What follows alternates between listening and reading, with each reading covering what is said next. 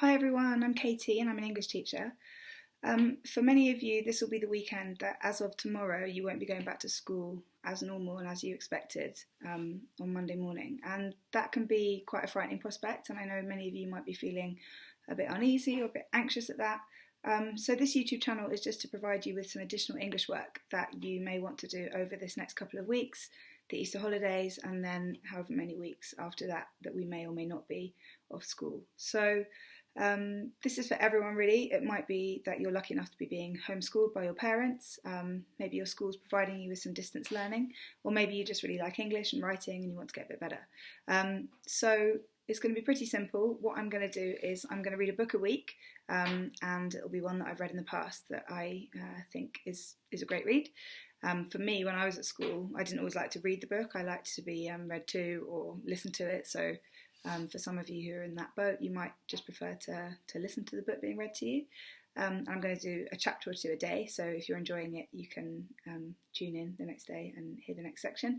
And then I'm also going to do a lesson a day on just general English skills, and they're going to be broadly for secondary school age pupils, but anyone can tune in. It's all going to be about just improving your writing. So some days it will be creative writing, some days it will be improving your analysis, and of course I would love to take some feedback. So if there's anything that you would like to have some access to or like to do a bit more of, please leave me a comment and I'll see what I can do. So let's get into the book for the first week. So this is a book called Storm Catchers by Tim Bowler. It's nearly 20 years old now. It was published in 2001, but I still think it's really amazing, and it won the Carnegie Medal, which is an amazing prize for young fiction. The age guidance is about 14 to 18, but to be honest, I think it's great. Anyone can enjoy it. So yeah, see how you go. And I'm not going to tell you too much about this. It's a thriller. I'm not going to read you the back either, because one thing that I would say about this book is I think the back gives it away a bit. So I'm just going to get straight into it in a moment. And yeah, I'm interested to know what you think of it. I picked this up in a secondhand bookshop. I think it originally came from a school library, as you can see. I don't know if you can see it there with the plastic on the back. My favourite way to pick up books is in secondhand bookshops. I know at the moment it's not really time for shopping. We need to make sure that we're staying inside and staying safe. But if any of you have got neighbours of a similar age to you and you've got books at home that you've read that you'd like to recommend to them, you can always arrange some kind of a swap where you either leave books outside for each other or just pass them from a safe distance. So yeah, let's get into this. So I'm going to read you the first chapter today, and I hope you enjoy it. Okay. So chapter 1. The sound came again, cutting through the night, a sharp metallic tap that carried even to the first floor of the house where Sam lay sleeping. Ella stood over him and listened for it again, but all she heard was rain spattering against the window. There was a storm coming, a fine start to the summer holidays. But that wasn't the problem. The problem was being alone in the house at 10 o'clock at night, looking after Sam.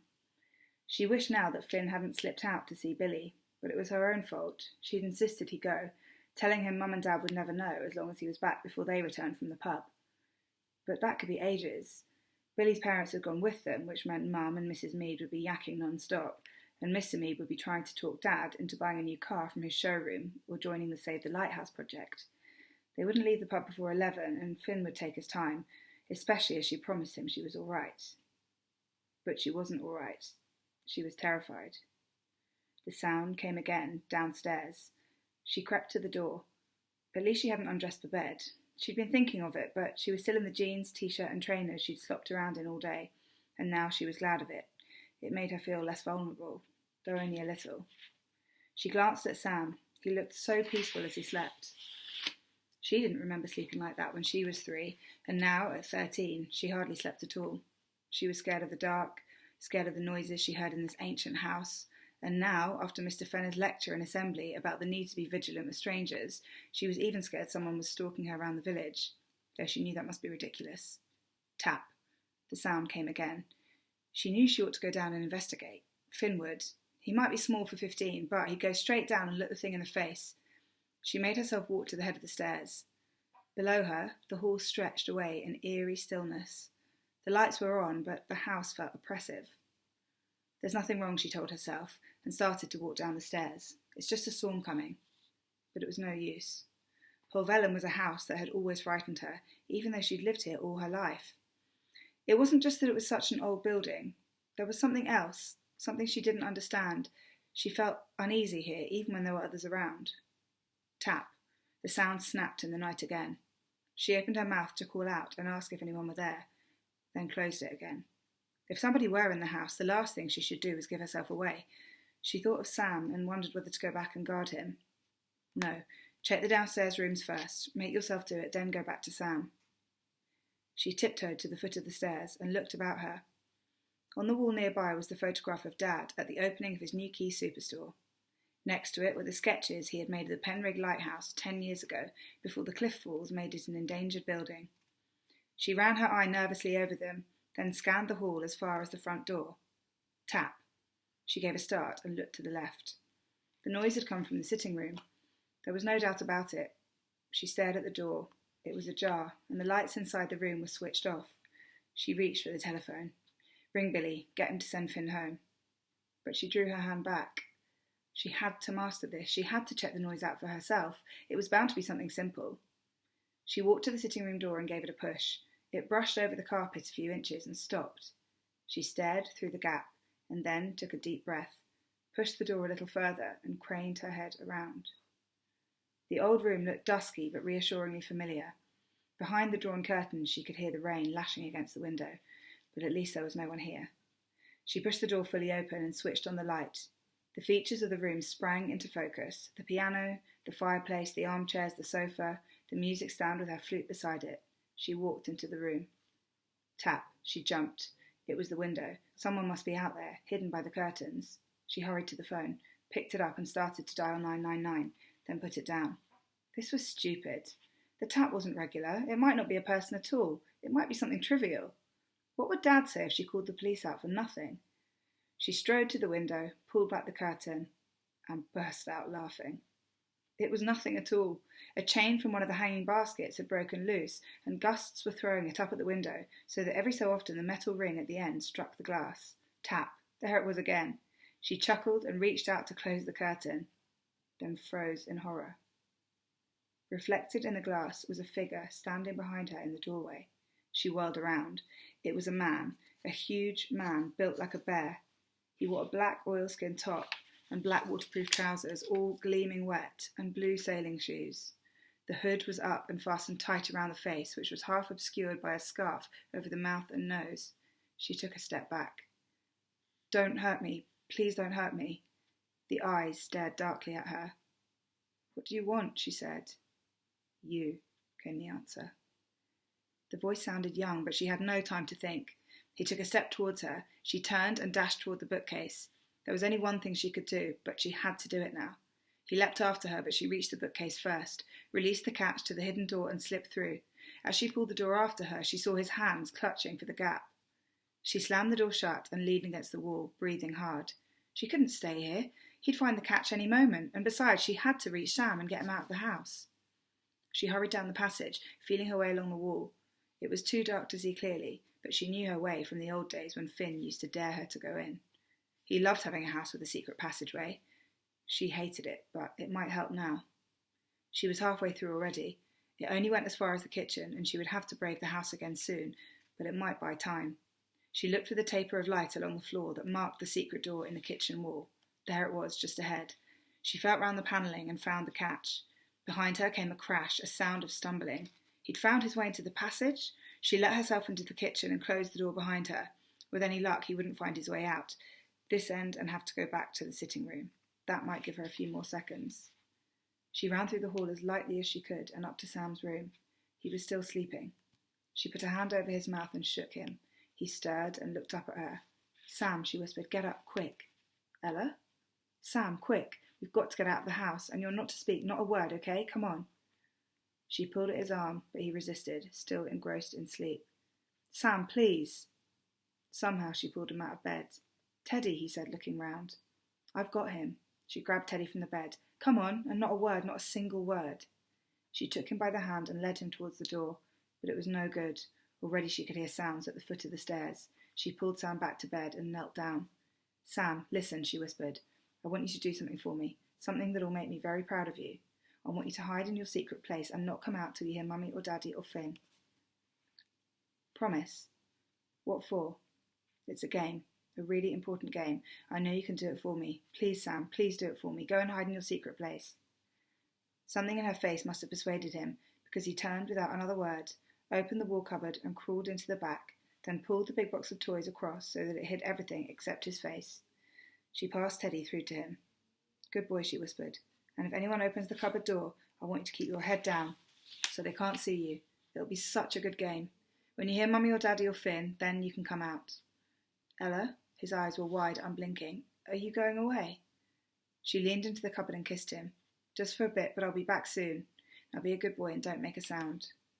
He said nothing, but she felt his eyes on her face as she closed the cupboard. She stood up, stole over to the door and put her ear to it. No sound except the wind and the rain. She wondered whether she should try and hide somewhere herself. No. If this monster searched the rooms for her, he might find Sam instead. She had to lead him away from the house. He wanted her anyway. She shuddered at the thought of what those words might mean. She heard footsteps creeping along the landing. They stopped. She slid to the side door so that she would be behind it if it opened. There was a long silence. The door opened a fraction. She sensed a huge form behind it. She sensed eyes peering, ears straining. She held herself rigid. The door opened wider and the figure entered the room. The face was still hidden by the hood and scarf. He took a step forward and stood by the bed, staring towards the cupboard. She jumped out and pushed him hard in the back. He fell over the bed but quickly recovered and turned. She raced to the landing and tore down the stairs. Behind her came the pounding of footsteps. She reached the hall and charged towards the front door in the white heat of terror. A hand seized her shoulder. She squirmed free and darted back down the hall. Again the footsteps thundered after her. She reached the kitchen, threw herself at the back door and wrenched it open. The hand caught her t-shirt and tugged her back. She wriggled free a second time and stumbled into the garden. She was screaming now, screaming at the top of her voice. She plunged over the grass, struggling blindly towards the gate. If she could just get to the Meads' house. But it was no good. He was already racing round the drive to cut her off. He reached the gate well ahead of her and turned to face her. She stopped in the middle of the lawn, the rain driving into her face, and saw him close upon her again. Desperately she looked around her, searching the garden for sanctuary, but all she saw was tawny shapes moving like reeds in the darkness. She turned and fled towards the stable, knowing nowhere else to go. The building rose before her, but she ran around as far as she could before the hedge stopped her. From inside the stable came the sound of Biscuit snorting. The figure appeared at the side of the building. He wasn't running now. He didn't need to run. They both knew she couldn't escape. She stood there, her back to the hedge, her face, hair, clothes drenched. The figure moved towards her. "What do you want with me?" she said. Her voice was snuffed away in the wind. She shrieked, "What do you want with me?" He didn't answer and simply moved closer. She stared in dread, in disbelief. This couldn't be happening. This didn't happen to people like her. This happened to other people. But it was happening. Now. She had to escape. He mustn't catch her, touch her, hurt her. She feinted to the right and raced to the left, straining to get past him. He caught her by the waist and picked her up like a doll. "Leave me alone," she screamed. "Leave me." He dropped her to the ground, rolled her onto her front, and thrust a knee into her back. She felt her hands whisk behind her and bound. A gag slipped over her mouth. Then she was jerked to her feet and pulled, half stumbling, up the slope. She moaned and retched, struggling to escape, but it was no good. Her arm was locked in a grip so savage she felt it would crush her. She had to do something, anything. She let her knees buckle and flopped to the ground. "Get up," he said. She didn't move. She couldn't move. She was too terrified to move. He pushed her face into the grass and she felt the knee in her back again, and this time his whole weight. "Do that again," he said, "and I'll break your spine." He yanked her to her feet, tugged her to the front door of the house and pushed something through the letterbox. Then he turned and pulled her towards the gate. She followed meekly. She was no longer resisting. She was simply crying. Crying as the rain drove into her face. Crying as the gate opened before her. Crying as he took her away.